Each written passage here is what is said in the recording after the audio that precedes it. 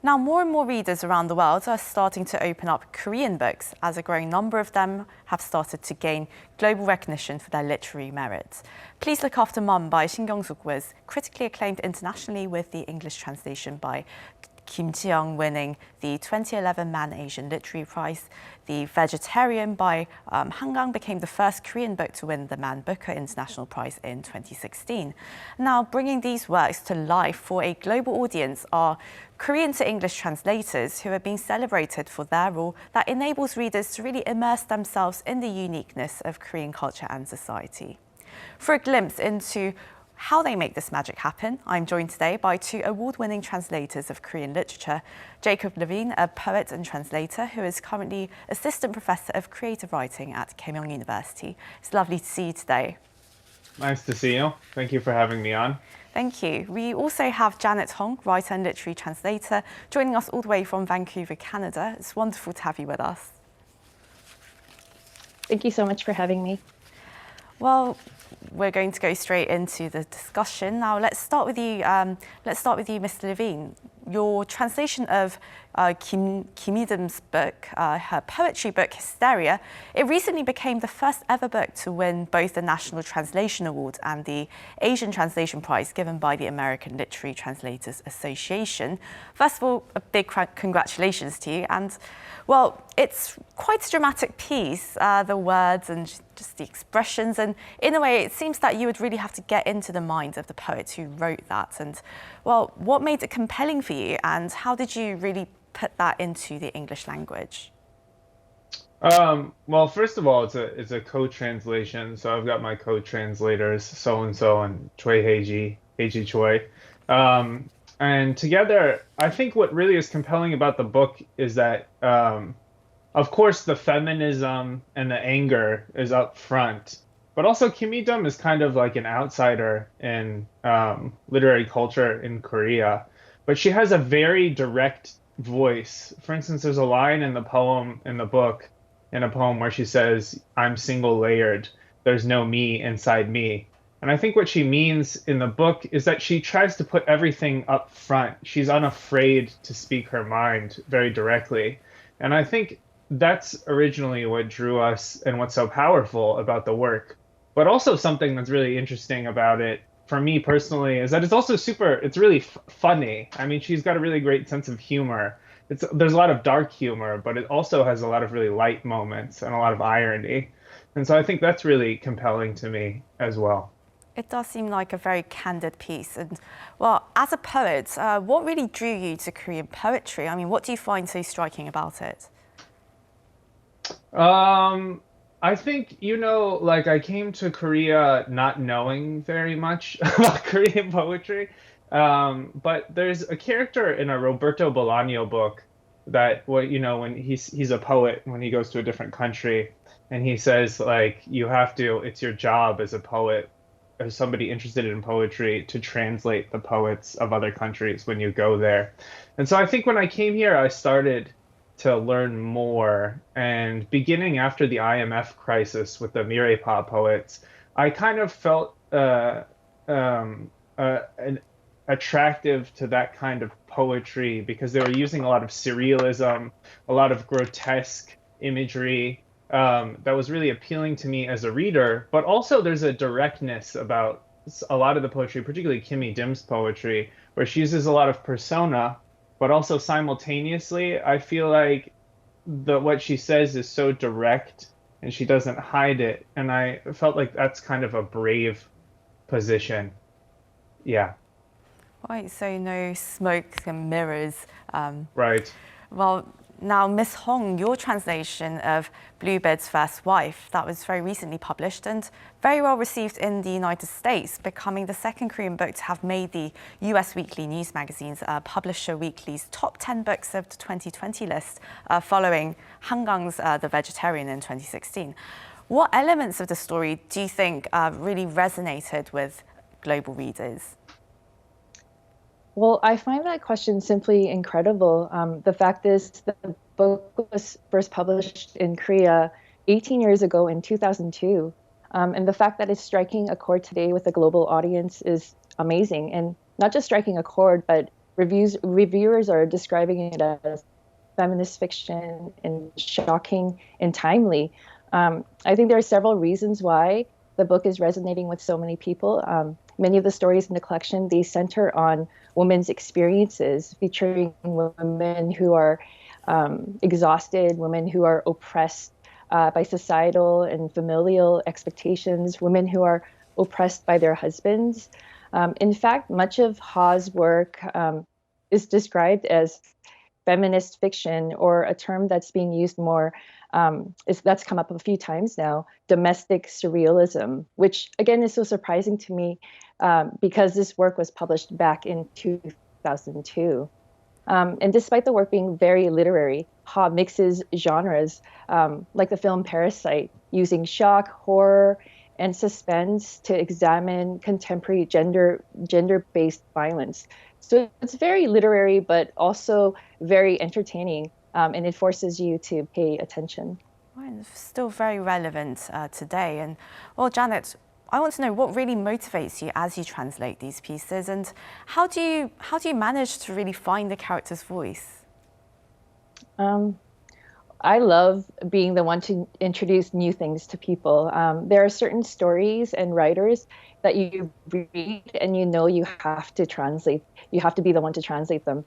For me, I have to sense a deep kinship with the work I translate, because if you're not passionate about the work that you're translating, it really shows. And as I always say, passion is really hard to fake. In other words, I pick a work that's right for me.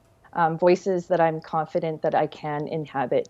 So with the exception of a few graphic novels written by male cartoonists, I translate exclusively female writers, not intentionally, it's just because the voices that I'm drawn to most, they've been written by female writers. And I also gravitate towards stories that feature broken, imperfect people, the unremarkable, the neglected, the marginalized. And the writers that I translate, like Ha Sung-lan, Kang Young-soo, Kwon Yo-sun, and Kim Mi-seol, they tend to give voice to these types of characters, and rather than those used to privilege and power. And I think I'm also lucky that I'm a heritage translator. I was born in Korea and I immigrated to Canada when I was very young. So the way I read and understand Korean literature is actually very intuitive. I think translators who come to learn the source language later in life, I think they find it sometimes difficult to translate nuance. But I'm lucky in this regard that stuff like that it comes more naturally to me because I was raised in the language. Right, and I think you said in one of your previous interviews that, well, you know, we often do say that things are lost in translation, but you do the work of really recovering them. And I think it's really incredible how translators manage to do that. And well, this question goes to both of you really, but I'm really curious, how do you deal with things like wordplay? I mean, let's start with you first. Mr. Levine. What do you think are some of the unique challenges in translation that Korean literature presents in particular compared to those of other cultures? Yeah, I think there's a lot of like, 위성어 or malchangnan, like, onomatopoeia or wordplay is, particularly in poetry, it's almost impossible to capture the feeling of the language in the original. And so it takes a lot of creativity on the part of the translator. But I think it's impossible for us as translators to translate bring over an entire culture or history. I love all of Janet's translations and I teach a lot of her books. And I think she does an excellent job at bringing over a lot of the qualities of the culture, not only the language itself and the style, which is already challenging enough, but when you decide to choose what to explain and what not to explain as a translator, I think is extremely difficult. For instance, there's a poem by Kim Mi-dum in Hysteria where she talks about kiseng. And I don't know if it's necessary for us to explain kiseng to, a general audience, the history of kiseng, but particularly it's kiseng in Jinju and the story of Nonghae. And so all Korean readers, when they pick up that book, know about Nonghae and the history of Nonghae. But those kind of things are impossible. And I don't know if I don't think it's necessarily our job, but you kind of have to pick and choose your battles or hope that people, have the curiosity to go online and do some research. And well, I want to hear from you too, Ms. Hong. I mean, how do you deal with the uniqueness that the Korean language and culture, the literature presents? A translation can't ever perfectly match the original. Some things are going to be lost. This is true of any translation. A novel I translated by Han Yu-ju called The Impossible Fairy Tale contained a lot of wordplay. In fact, she used wordplay at many crucial parts of the novel to advance the story.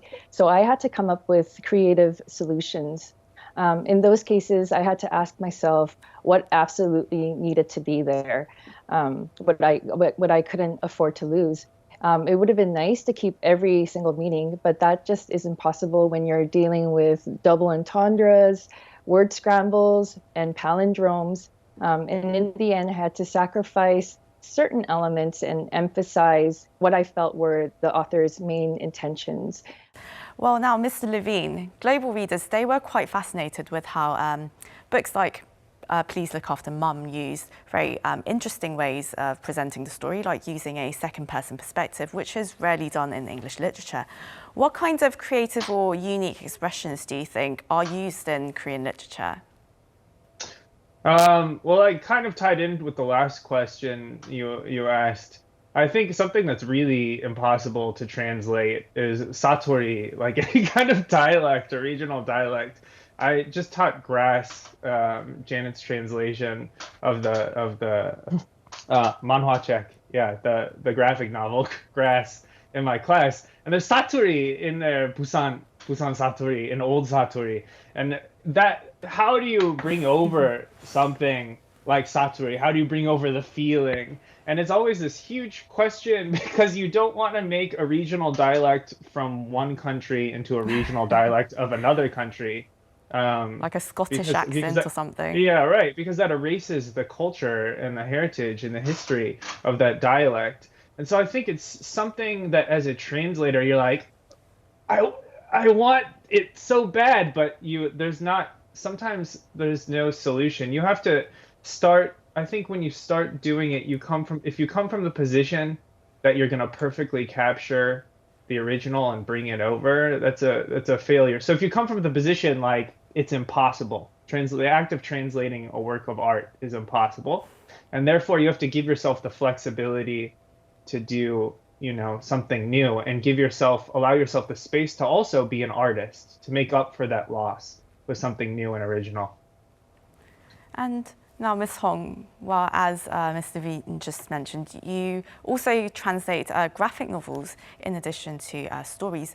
What do you think has made South Korean literature really more recognized in recent years? And what works do you hope global readers will continue to discover? Well, that's a great question and something that I think about quite a lot. Korea has always enjoyed a strong literary tradition, but even 10 years ago, there was very little interest in Korean literature. I think, as you mentioned, the success of Shin Kyung-suk's Please Look After Mom, translated by Ji Young Kim, and Hangang's Booker Win with a Vegetarian, translated by Deborah Smith, they definitely helped spark global interest in Korean literature in translation. And I think it definitely helps that Korea is having a cultural moment. The Korean wave has been building for quite some time now, but it's on another level these days. Just look at the explosive popularity of BTS, K-pop, Korean films like Parasite, Korean food, and even Korean beauty products. That was Jacob Levine and Janet Hong joining us from Daegu and Vancouver. Thank you both so much for your time. Thank you. Thank you so much. Yeah, thank you so much. And to our viewers, thank you as always for watching. We hope you have a lovely day or evening wherever you are. Goodbye.